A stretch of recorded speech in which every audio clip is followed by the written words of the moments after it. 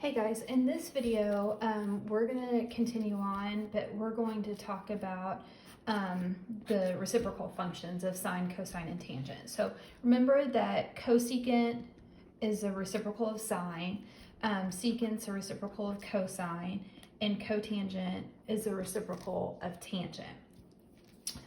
Also remember, like sine went 0, 1, 0, negative 1, 0. And then it bounced off of that. And so it went, in both directions. Let me see if I can make it. Yeah. Okay, so in the other video, we talked about how sine didn't pass, like we couldn't do the inverse because it passes the vertical line test, but doesn't pass a horizontal line test.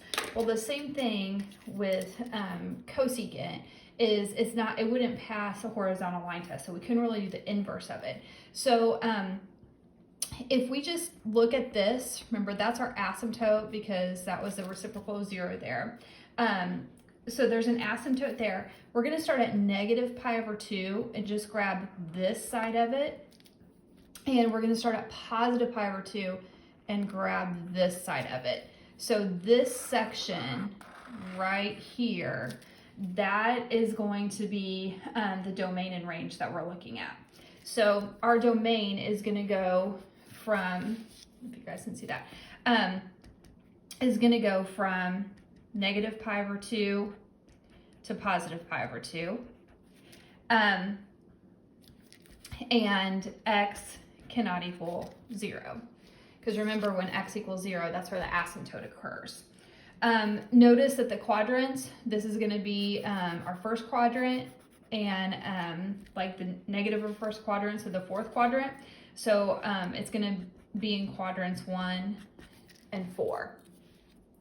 Okay, so let's go on to secant. So secant is very, very similar, except that vertical asymptote is going to be right here.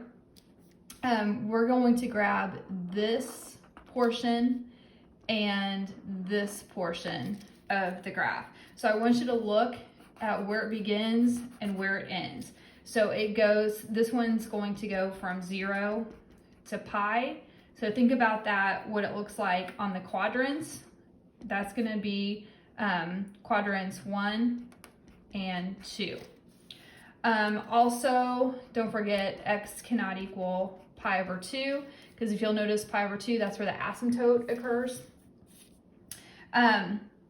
Okay, and then finally for the cotangent one, we are going to focus, here's an asymptote here and an asymptote at pi. We are just going to focus, on that one there. So our domain for this one is going to be from 0 to pi.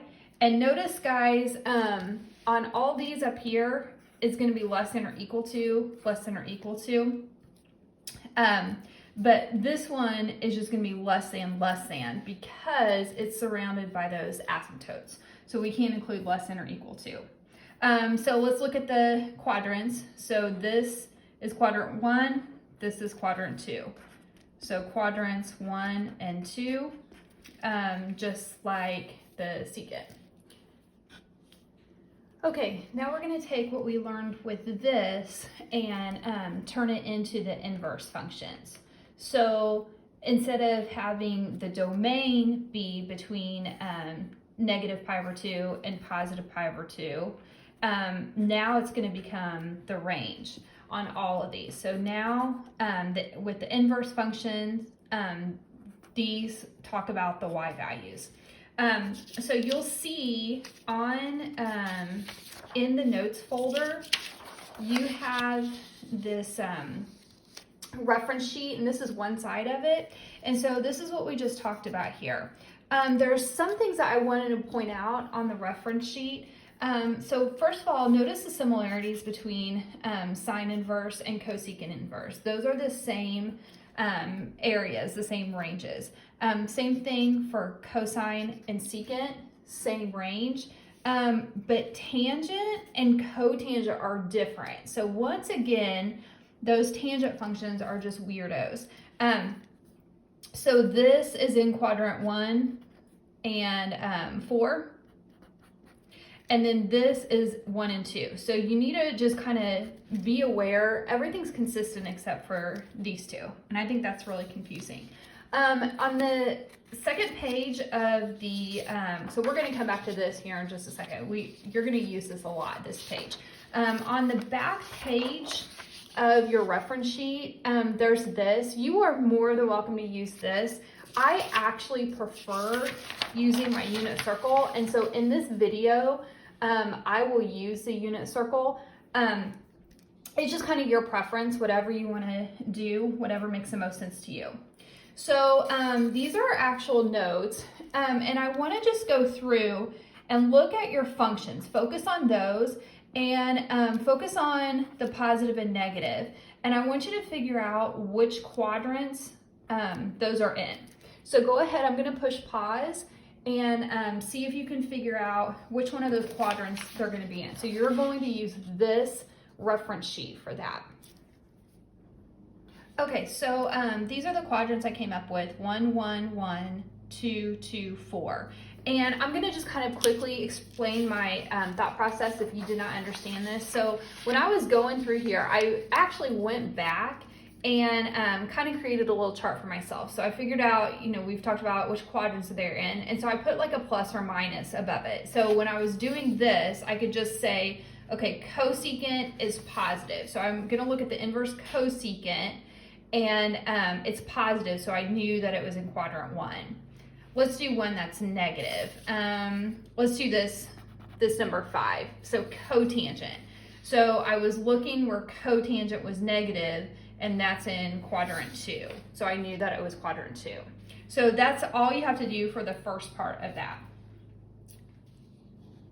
The second thing I personally do is, like, these are the reciprocal functions. So on our unit circle, if we're going to use this, these are all in, like, this is sine, this is cosine, tangent is this. So I would personally go ahead and flip these before I do anything else. So go ahead and flip those numbers, find the reciprocal, and then we'll come back. Okay, so you should have all these for the reciprocal. The only one that I probably wouldn't mess with is this one. This is okay, because remember, when you're talking about the unit circle, this is the reason I do this. Like, for instance, this one is your cosine value, this is your sine value. Tangent goes this direction, but cotangent goes this direction. So it really doesn't matter if you find the reciprocal. It's easy either way. Okay, so the last lesson, we talked about how we went from a ratio to an angle measure. That's when we're finding the inverse. So that's what we're gonna do here. So we have a ratio. So this is like the sine inverse of 1/2. And so we're trying to find the angle. That's going to be our answer. So that's why I feel like the unit circle is really helpful. So we're going to put this all together. So I'm trying to find the sine inverse of 1/2. So think about this. That's going to be your y value in the first quadrant. So let's look at our y value in the first quadrant that gives us 1/2. Y value in the first quadrant that gives us 1/2. Right there. So our answer is going to be our angle measure. So our actual answer is pi/6 for that one. Okay, let's do another one. I'm going to do a different color. Cotangent, oh yeah, this is another one. I wouldn't really care about that. I would just keep it like this. So cotangent in quadrant 1, and I want square root of 3/3. So remember, cotangent goes this direction. So which one is going to give me square root of 3/3? This one, if I'm going this direction, square root of 3/1 is going to give me square root of 3. But this one is going to give me square root of 3/3. So my answer, this is the one I want, so my answer is pi/3. Okay, secant, so I'm dealing with cosine, so now I'm dealing with my x value. X value of 1/2 in the first quadrant. So x value of 1/2 in the first quadrant is actually that same angle there, pi/3. Okay, let's do secant So I'm still dealing with my x value. So my x value is going to be negative square root of 2 over 2 in quadrant 2.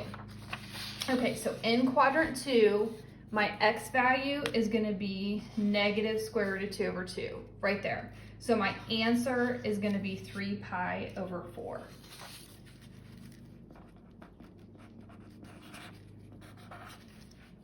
Okay, so for cotangent, I'm going from left to right for cotangent, and I'm in quadrant 2, and I want negative square root of 3. So this is going to give me negative square root of 3. So my answer is 5 pi over 6. Okay, and finally cosecant. So I'm dealing with my y value. We flipped it so we can find the sine. Cosecant in quadrant 4. Okay, I want to talk about this. So remember, this is positive pi over 6, pi over 4, pi over 3. And the way the domain and range, however you want to look at it, regular, inverse, they go backwards. So just think about a mirror. So this is negative pi over 6. This is negative pi over 4. This is negative pi over 3. So I wanted to talk about that real quick. Okay, so I'm looking for y value of negative square root of 3 over 2 in quadrant 4. So negative square root of 3 over 2 in quadrant 4, and it's my y value. So right there. So my answer, instead of this, we're going to use this. So negative pi over 3. And that's it for those.